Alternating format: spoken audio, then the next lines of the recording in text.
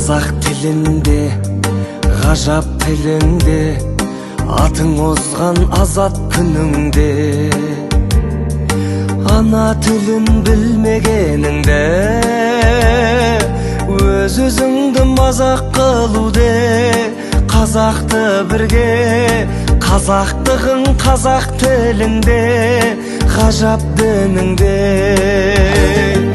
Қазақ тілі бабамның тілі, баламның тілі, тілім барда адаммын тірі. Қазақ тілі әкемнің тілі, анамның тілі, оны білмеу маған күлкілі.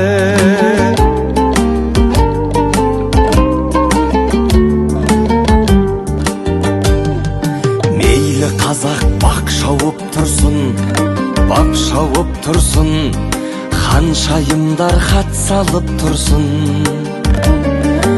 Өз тіліңді құрметте